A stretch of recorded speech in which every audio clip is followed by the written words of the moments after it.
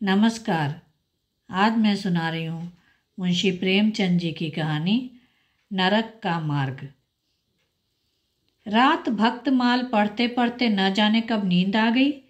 कैसे कैसे महात्मा थे जिनके लिए भगवत प्रेम ही सब कुछ था, इसी में मग्न रहते थे। ऐसी भक्ति बड़ी तपस्या से मिलती है। क्या मैं यह तपस्या नहीं कर सकती? इस जीवन में और कौन सा सुख रखा है? आभूषणों से जिसे प्रेम हो वह जाने। यहाँ तो इनको देखकर आंखें फूटती हैं।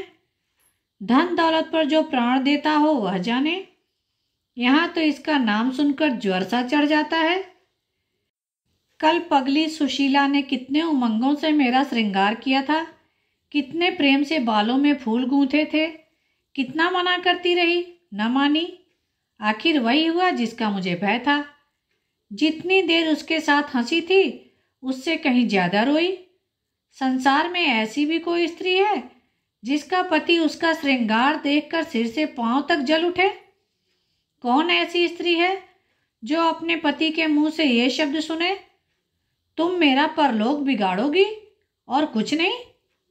तुम्हारे रंग ढंग कह देते हैं और उसका दिल विष खा लेने को ना चाहे।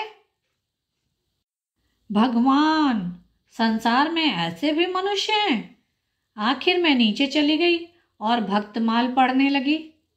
अब वृंदावन विहारी की ही सेवा करूंगी, उन्हीं को अपना श्रृंगार दिखाऊंगी। वह तो देखकर न जलेंगे, वह तो मेरे मन का हाल जानते हैं। भगवान, मैं अपने मन को कैसे समझाऊं? तुम अंतर्यामी हो, तुम मेरे रोम रोम का हाल जानते हो। मैं चाहती हूं कि उन्हें अपना इष्ट समझूं, उनके चरणों की सेवा करूं, उनके इशारे पर चलूं। उन्हें मेरी किसी बात से, किसी व्यवहार से नाम मात्र भी दुख न हो। वह निर्दोष हैं। जो कुछ मेरे भाग्य में था वह हुआ। न उनका दोष है न माता पिता का, सारा दोष मेरे नसीबों का है। लेकिन यह सब जानते हुए भी जब उन्हें आते देखती हूँ तो मेरा दिल बैठ जाता है। मुंह पर मुर्दनी सी छा जाती है, सिर भारी हो जाता है। जी चाहता है कि इनकी सूरत न देखूं, बात तक करने को जी नहीं चाहता। कदाचित शत्रु को भी देखकर किसी का मन इतना क्लांत न होता होगा। उनके आने के समय दिल में धड़कन सी होने लगती है। दो एक दिन के लिए कहीं चले जाते हैं तो दिल पर से एक बोझ सा उड़ जाता है। हंसती भी हूँ, बोलती भी हूँ, जीवन में कुछ आनंद आने लगता है। लेकिन उनके आने का समाचार पाते ही फिर चारों ओर अंधकार। चित्त की ऐसी दशा क्यों है यह मैं नहीं कह सकती। मुझे तो ऐसा जान पड़ता है कि पूर्व जन्म में हम दोनों में वैर था। उसी वैर का बदला लेने के लिए इन्होंने मुझसे विवाह किया है। वही पुराने संस्कार हमारे मन में बने हुए हैं। नहीं तो वह मुझे देखकर क्यों जलते और मैं उनकी सूरत से क्यों घृणा करती? विवाह करने का तो मतलब यह नहीं हुआ करता मैं अपने घर इससे कहीं अधिक सुखी थी। कदाचित मैं जीवन पर्यंत अपने घर आनंद से रह सकती थी। लेकिन इस लोक प्रथा का बुरा हो जो अभागिनी कन्याओं को किसी न किसी पुरुष के गले में बांध देना अनिवार्य समझती हैं, वह क्या जानता है कि कितनी युवतियां उसके नाम को रो रही हैं, कितने अभिलाषाओं से लहराते हुए कोमल हृदय उसके पैरों तले रौंदे जा रहे हैं। युवती के लिए पति कैसी कैसी मधुर कल्पनाओं का स्रोत होता है। पुरुष में जो उत्तम है, श्रेष्ठ है, दर्शनीय है, उसकी सजीव मूर्ति इस शब्द के ध्यान में आते ही उसकी नजरों के सामने आकर खड़ी हो जाती है। लेकिन मेरे लिए यह शब्द क्या है? हृदय में उठने वाला शूल, कलेजे में खटकने वाला कांटा, आंखों में गड़ने वाली किरकिरी, अंतःकरण में बेधने वाला व्यंग्यवाण। सुशीला को हमेशा हंसते देखती हूँ। वह कभी अपनी दरिद्रता का गिला नहीं करती। गहने नहीं हैं, कपड़े नहीं हैं, भाड़े के नन्हे से मकान में रहती है। अपने हाथों घर का सारा काम काज करती है, फिर भी उसे रोते नहीं देखती। अगर अपने बस की बात होती तो आज अपने धन को उसकी दरिद्रता से बदल लेती। अपने पतिदेव को मुस्कुराते हुए घर में आते देखकर उसका सारा दुख दारिद्र छूमंतर हो जाता है। छाती गजभर की हो जाती है। उसके प्रेमालिंगन में वह सुख है जिस पर तीनों लोक का धन न्योछावर कर दूं? आज मुझसे जब्त न हो सका। मैंने पूछा, तुमने मुझसे किस लिए विवाह किया था? यह प्रश्न महीनों से मेरे मन में उठता था, पर मन को रोकती चली आ रही थी। आज प्याला छलक पड़ा। यह प्रश्न सुनकर कुछ बौखला से गए, बगले झांकने लगे, खीसे निकाल कर बोले, घर संभालने के लिए, गृहस्थी का भार उठाने के लिए, और नहीं तो क्या, भोग विलास के लिए? घरनी के बिना यह आपको भूत का डेरा सा मालूम होता था। नौकर चाकर घर की संपत्ति उड़ाए देते थे। जो चीज जहां पड़ी रहती थी वहीं पड़ी रहती थी, उसको देखने वाला कोई न था। तो अब मालूम हुआ कि मैं इस घर की चौकसी करने के लिए लाई गई हूं। मुझे इस घर की रक्षा करनी चाहिए और अपने को धन्य समझना चाहिए कि यह सारी संपत्ति मेरी है। मुख्य वस्तु संपत्ति है, मैं तो केवल चौकीदारिनी हूं। ऐसे घर में आज ही आग लग जाए। अब तक तो मैं अनजान में घर की चौकसी करती रहती थी। जितना वह चाहते हैं उतना न सही, पर अपनी बुद्धि के अनुसार अवश्य करती थी। आज से किसी चीज को भूलकर भी छूने की कसम खाती हूँ। यह मैं जानती हूँ कि कोई पुरुष घर की चौकसी के लिए विवाह नहीं करता, और इन महाशय ने चिढ़कर मुझसे यह बात कही। लेकिन सुशीला ठीक कहती है, इन्हें स्त्री के बिना घर सूना लगता होगा, उसी तरह जैसे पिंजरे में चिड़िया को न देखकर पिंजरा सूना लगता है। यह है हम स्त्रियों का भाग्य। मालूम नहीं इन्हें मुझ पर इतना संदेह क्यों होता है। जब से नसीब इस घर में लाया है, इन्हें बराबर संदेह मूलक कटाक्ष करते देखती हूँ। क्या कारण है? जरा बाल गुंदवा कर बैठी और ये ओठ चबाने लगे। कहीं जाती नहीं, कहीं आती नहीं, किसी से बोलती नहीं, फिर भी इतना संदेह। यह अपमान असह्य है। क्या मुझे अपनी आबरू प्यारी नहीं? यह मुझे इतनी छिछोरी क्यों समझते हैं? इन्हें मुझ पर संदेह करते लज्जा नहीं आती? काना आदमी किसी को हंसते देखता है तो समझता है कि लोग मुझी पर हंस रहे हैं। शायद इन्हें भी यही वहम हो गया है कि मैं इनसे चिढ़ती हूँ। अपने अधिकार के बाहर कोई काम करने बैठने से कदाचित हमारे चित्त की यही वृत्ति हो। भिक्षुक राजा की गद्दी पर बैठकर चैन की नींद नहीं सो सकता। उसे अपने चारों तरफ शत्रु ही शत्रु दिखाई देंगे। मैं समझती हूँ सभी शादी करने वाले बुढ़ों का यही हाल है। आज सुशीला के कहने से मैं ठाकुर जी की झांकी देखने जा रही थी। अब यह साधारण बुद्धि का आदमी भी समझ सकता है कि फूहड़ बहू बनकर जाना अपनी हंसी उड़ाना है। लेकिन आप उसी वक्त न जाने किधर से टपक पड़े और मेरी ओर तिरस्कारपूर्ण नेत्रों से देखकर बोले, कहाँ की तैयारी है? मैंने कह दिया, जरा ठाकुर जी की झांकी देखने जाती हूँ। इतना सुनते ही त्योरियां चढ़ाकर बोले, तुम्हारे जाने की जरूरत नहीं। जो स्त्री अपने पति की सेवा नहीं कर सकती उसे देवताओं के दर्शन से पुण्य के बदले पाप होता है। मुझसे उड़ने चली हो? मैं औरतों की नस नस पहचानता हूं। ऐसा क्रोध आया कि बस अब क्या कहूं। उसी दम कपड़े बदल डाले और प्रण कर लिया कि अब कभी दर्शन करने ना जाऊंगी। इस अविश्वास का भी कुछ ठिकाना है? न जाने क्या सोचकर रुक गई। उनकी बात का जवाब तो यही था कि उसी क्षण घर से चल खड़ी होती, फिर देखती मेरा क्या कर लेते। इन्हें मेरे उदास और बेमन रहने पर आश्चर्य होता है। अपनी समझ में इन्होंने मेरे साथ विवाह करके शायद मुझ पर बड़ा एहसान किया है। इतनी बड़ी जायदाद और इतनी विशाल संपत्ति की स्वामिनी होकर मुझे फूला न समाना चाहिए था। आठों पहर इनका यशगान करते रहना चाहिए था। मैं यह सब कुछ न करके उल्टे और मुंह लटकाए रहती हूँ। कभी कभी मुझे बेचारे पर दया आती है। यह नहीं समझते कि नारी जीवन में कोई ऐसी वस्तु भी है जिसे खोकर उसकी आंखों में स्वयं ही नरक तुल्य हो जाता है। 3 दिन से बीमार हैं। डॉक्टर कहते हैं बचने की कोई आशा नहीं, निमोनिया हो गया है। पर मुझे न जाने क्यों इनका गम नहीं है। मैं इतनी वज्र हृदय कभी न थी। न जाने वह मेरी कोमलता कहाँ चली गई। किसी बीमार की सूरत देखकर मेरा हृदय करुणा से चंचल हो जाता था। मैं किसी का रोना नहीं सुन सकती थी। वही मैं हूँ कि आज 3 दिन से उन्हें अपने बगल के कमरे में पड़े कराहते सुनती हूँ और एक बार भी उन्हें देखने न गई। आंख में आंसू आने का जिक्र ही क्या। मुझे ऐसा मालूम होता है इनसे मेरा कोई नाता ही नहीं। मुझे चाहे कोई पिशाचिनी कहे चाहे कुलटा, पर मुझे तो यह कहने में लेश मात्र भी संकोच नहीं है कि इनकी बीमारी से मुझे एक प्रकार का ईर्ष्यामय आनंद आ रहा है। इन्होंने मुझे यहाँ कारावास दे रखा था। मैं इसे विवाह का पवित्र नाम नहीं देना चाहती। यह कारावास ही है। मैं इतनी उदार नहीं हूँ कि जिसने मुझे कैद में डाल रखा हो उसकी पूजा करूँ, जो मुझे लात से मारे उसके पैरों को चूमूं। मुझे तो मालूम हो रहा है ईश्वर इन्हें इस पाप का दंड दे रहे हैं। मैं निसंकोच होकर कहती हूँ कि मेरा इनसे विवाह नहीं हुआ। स्त्री किसी के गले बांध दिए जाने से ही उसकी विवाहिता नहीं हो जाती। वही संयोग विवाह का पद पा सकता है जिसमें कम से कम एक बार तो हृदय प्रेम से पुलकित हो जाए।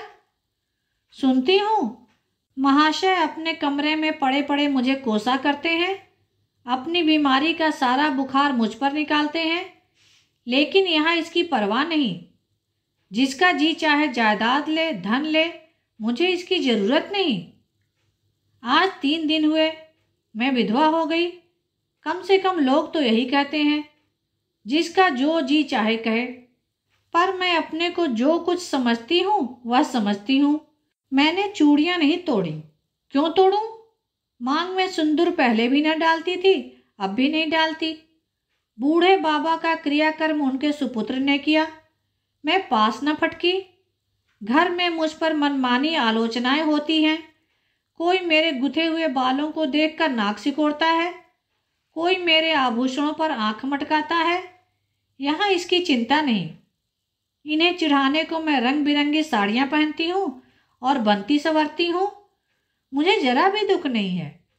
मैं तो कैद से छूट गई। इधर कई दिन बाद सुशीला के घर गई। छोटा सा मकान है, कोई सजावट न सामान, चारपाइयाँ तक नहीं, पर सुशीला कितने आनंद से रहती है। उसका उल्लास देखकर मेरे मन में भी भांति भांति की कल्पनाएं उठने लगती हैं। उन्हें कुत्सित क्यों कहूँ, जब मेरा मन उन्हें कुत्सित नहीं समझता। इनके जीवन में कितना उत्साह है। आंखें मुस्कुराती रहती हैं, ओठों पर मधुर हास्य खेलता रहता है, बातों में प्रेम का स्रोत बहता हुआ जान पड़ता है। इस आनंद से चाहे वह कितना ही क्षणिक हो, जीवन सफल हो जाता है। फिर उसे कोई भूल नहीं सकता। उसकी स्मृति अंत तक के लिए काफी हो जाती है। इस मिजराव की चोट हृदय के तारों को अंत काल तक मधुर स्वरों से कंपित रख सकती हैं। एक दिन मैंने सुशीला से कहा, अगर तेरे पतिदेव कहीं परदेश चले जाएं तो रोते रोते मर जाएगी। सुशीला गंभीर भाव से बोली, नहीं बहन, मरूंगी नहीं। उनकी याद सदैव प्रफुल्लित करती रहेगी, चाहे उन्हें परदेश में लाखों बरस लग जाएं। मैं यही प्रेम चाहती हूँ। इसी चोट के लिए मेरा मन तड़पता रहता है। मैं भी ऐसी ही स्मृति चाहती हूँ, जिससे दिल के तार सदैव बजते रहें, जिसका नशा नित्य छाया रहे। रात रोते रोते हिचकियां बंध गईं। न जाने क्यों दिल भर आता था। अपना जीवन सामने एक बीहड़ मैदान की भांति फैला हुआ मालूम होता था, जहां बगुलों के सिवा हरियाली का नाम नहीं। घर फाड़े खाता था।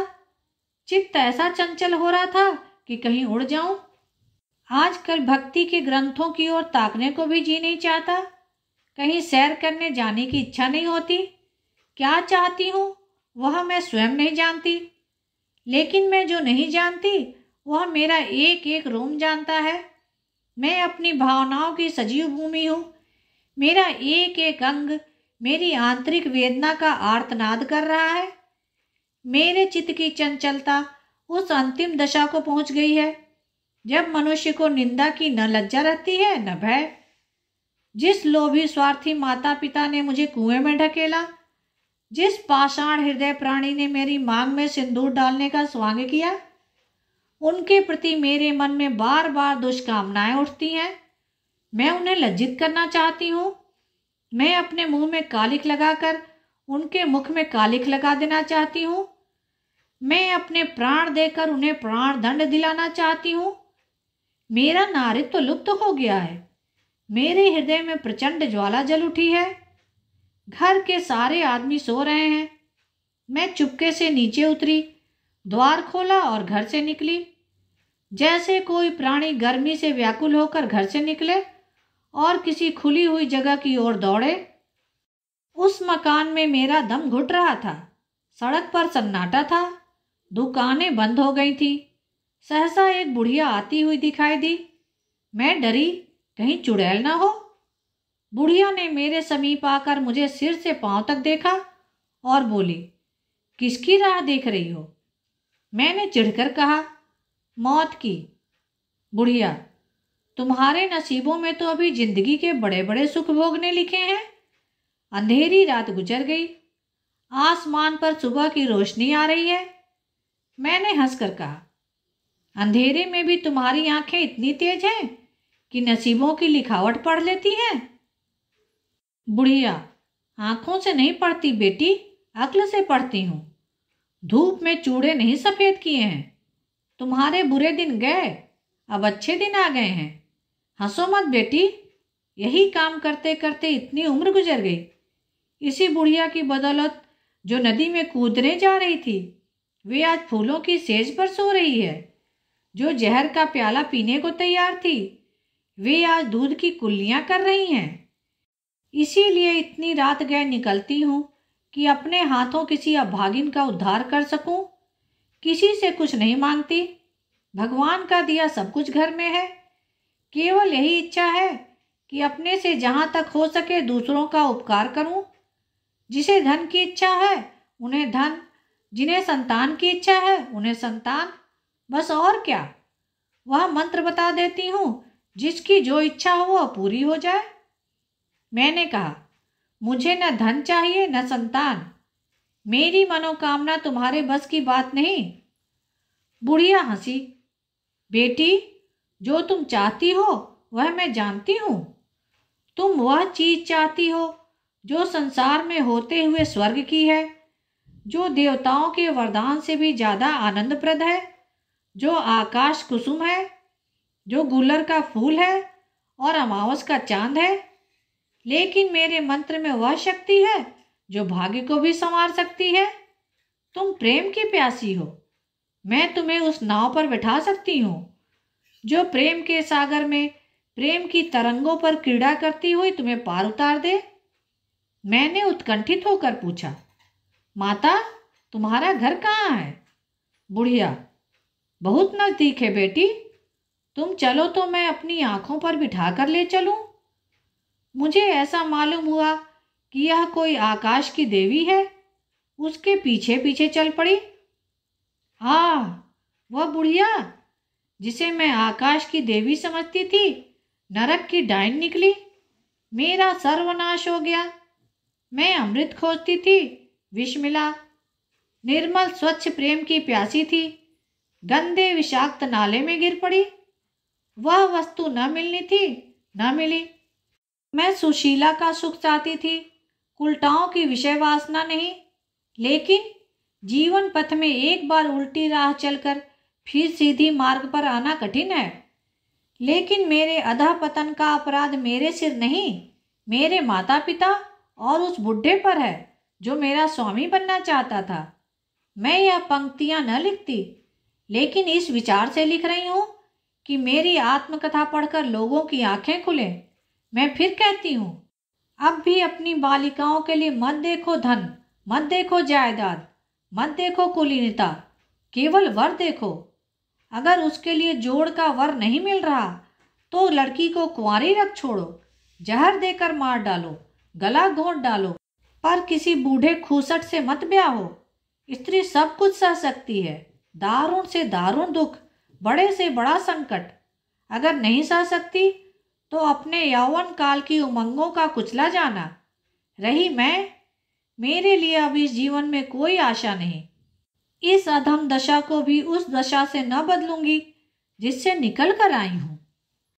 धन्यवाद। कहानी को लाइक करें और शेयर करें। मेरे चैनल को सब्सक्राइब कर दें, जिससे सभी कहानियाँ आपको समय पर मिल जाएं।